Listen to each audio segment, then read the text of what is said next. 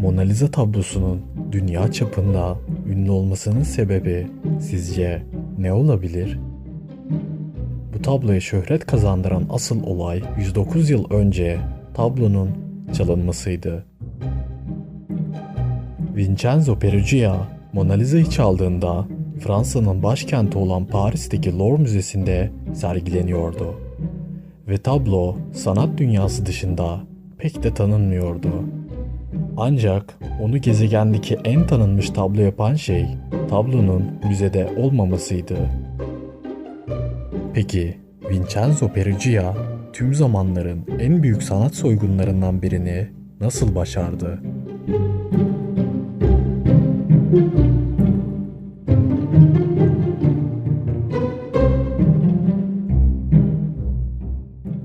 ...21 Ağustos 1911 sabahı Louvre'un dışında duruyor olsaydınız bir adamın müzeden aceleyle çıktığını fark etmiş olabilirdiniz. Ancak bu pek de sorun teşkil etmeyecekti. Vincenzo Peruggia, Louvre Müzesi'nde çalışan İtalyan bir marangozdu. Sanat eserleri için koruyucu cam kasalar yapıyordu. Mona Lisa'nın korunduğu cam kasayı da kendisi yapmıştı. Müzenin düzenine aşikardı ve o zamanki güvenlik önlemleri asgari düzeydeydi. Vincenzo o gün müzede çalışıyordu ve üzerindeki işçi kıyafetleriyle geceyi bir malzeme dolabında geçirmeye karar verdi. Ertesi sabah müze ziyaretçilere kapalıydı. Ancak bakım görevlileri ve temizlik personeli hala çalışıyordu. Müze kapalıyken saklandığı dolaptan çıkarak Mona Lisa'nın bulunduğu odaya girdi. Duvarda asılı olan tabloyu koruyucu cam kasasından çıkardı ve iş kıyafetinin altına sakladı. Mona Lisa tablosunun boyutu olduğundan büyük sanılsa da aslında oldukça küçük bir tablodur. Vincenzo tabloyu çerçevesinden ayırmak için bir merdiven boşluğunda durdu ve ahşap tuvali çerçevesinden çıkardı. Böylece daha az dikkat çekeceğini düşünerek kıyafetinin altına tekrar sakladı. Müzenin düzenine aşina olmasına rağmen planlamasında önemli bir hata yaptı. Louvre'un birinci katına inen merdivenlerin dibinde kilitli bir kapı vardı. Planına göre o kapının anahtarını yanına almıştı. Ama şans o ki o anahtar kilitli kapıyı açmadı. Yukarıdan gelen ayak seslerini duyunca tedirgin oldu ve çaresizce kapıyı açmak için üzerinde bulunan tornavidayı kullandı ve kapı kolunu sökerek kapıyı açabildi. O gün hala müzede çalışan görevliler vardı ama bu bir sorun teşkil etmiyordu. Neticede kendisi de müzenin bir çalışanıydı. Bu yüzden binadan rahatça ayrılabileceğini düşündü. Merdivenlerden aşağıya müzenin çalışanlarından biri geldi ve kapı kolunun yerinde olmadığını gördü. Garip bir durum olabileceğini düşünmeyen tesisatçı bir penseyle kapıyı açtı ve kapının ardında hiçbir şey yoktu. Kapı dışarıdaki avluya açılıyordu. Vincenzo aceleci davranmayı göze alamazdı. O nedenle sakin bir şekilde ana girişe doğru yürüdü.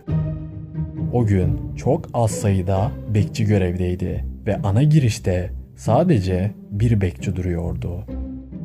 Şans eseri girişte duran bekçi girişi temizlemek için bir kova su getirmek amacıyla görev yerinden ayrılmıştı. Bekçiler hırsızın binayı terk ettiğini hiç görmediğini söylemişti. Ancak yoldan geçen bir tanık kaldırımda yürüyen beyaz beze sarılı bir paket taşıyan adam gördüğünü iddia etti. Tanık kaldırımda yürüyen bu adamın caddenin kenarındaki bir çukura parlak metal bir nesne attığını fark etti. Yoldan geçen kişi o nesneye baktığında gördü ki bu bir kapı koluydu. Dünyanın en büyük sanat müzesinden Mona Lisa tablosunu başarıyla çalabilmişti ve oradan elini kolunu sallayarak ayrılmıştı. Sabah saatlerinde müzede her şey yolundaydı. Kimse tablonun çalındığını fark etmemişti bile. Çalışanlar Mona Lisa'nın asılı olduğu duvarı boş görünce yetkililerin tabloyu başka bir yere taşıdıklarını düşünmüşler. Hatta Piquet adındaki bir görevli çalışanlara sanırım yetkililer onu bizim çalacağımızı düşündükleri için tabloyu buradan kaldırmış olabilirler dedi. Tablonun asılı olduğu duvar müzenin kapalı olduğu bir gün boyunca boş kaldı ve çalınmış olabileceğini kimse sorgulamadı.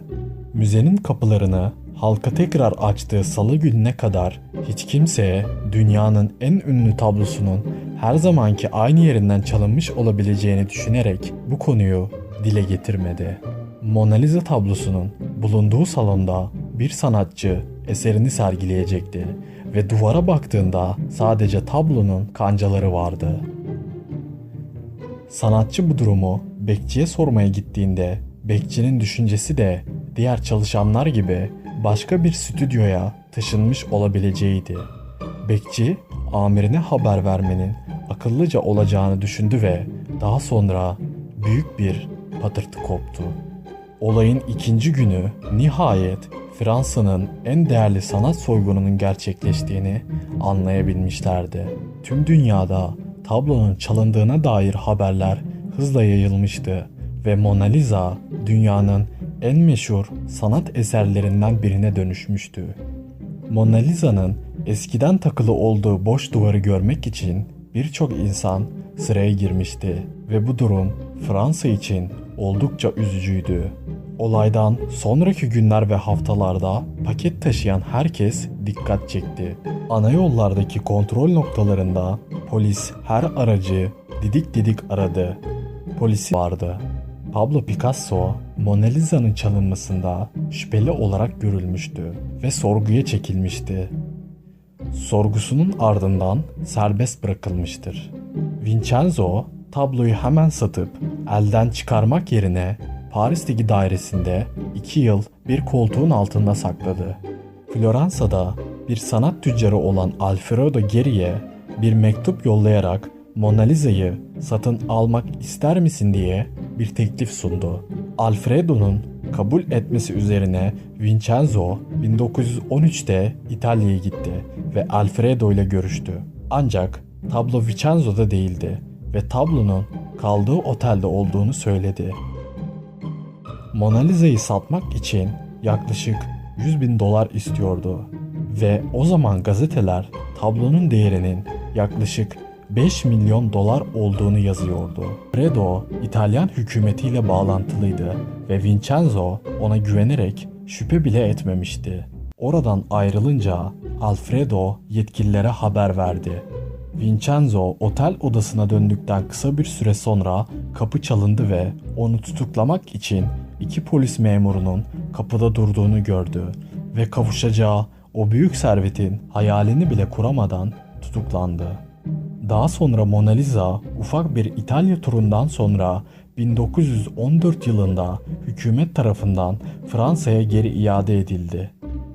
Vincenzo'ya mahkemede Mona Lisa'yı neden çaldığı sorulduğunda bunu vatansever olduğu için yaptığını söyledi. Louvre Müzesi'ndeki İtalyan resimlerinin tamamının gerçek evleri İtalya'dan alınmış çalıntı eserler olduğunu söyledi. Bunu nereden bildiği sorulduğunda ise müzede çalışırken bunu kanıtlayan belgeler bulduğunu söyledi. Ardından Floransa'da 1 yıl 15 gün hapis cezası aldı ve kısa bir süre içinde serbest bırakıldı.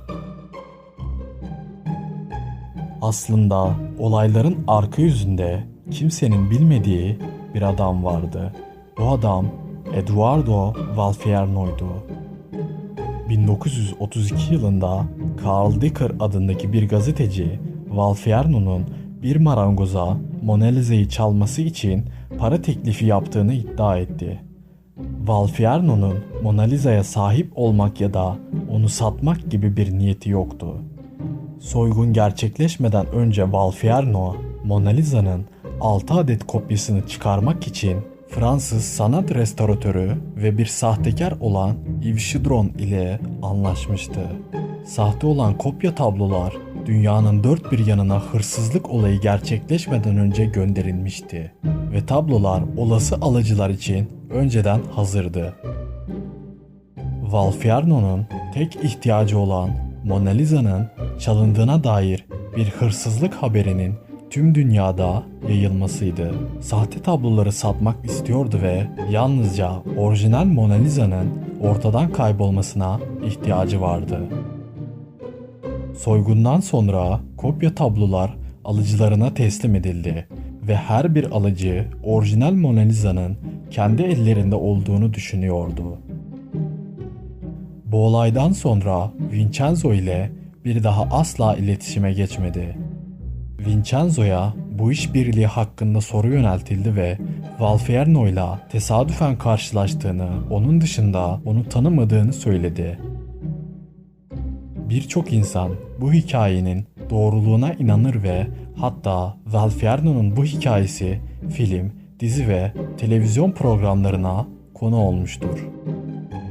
Dolandırıcılık Sanatı adlı filmde bu konu işleniyor ve izlemenizi şiddetle tavsiye ediyoruz. Dahi bir dolandırıcının veya fakir bir marangozun planlayarak yaptığı bir soygun Mona Lisa'nın çekiciliğini arttırmış olsa da Mona Lisa'yı gerçekten ünlü yapan şey Leonardo da Vinci'nin böyle bir başyapıtı sanat dünyasına kazandırmasıydı.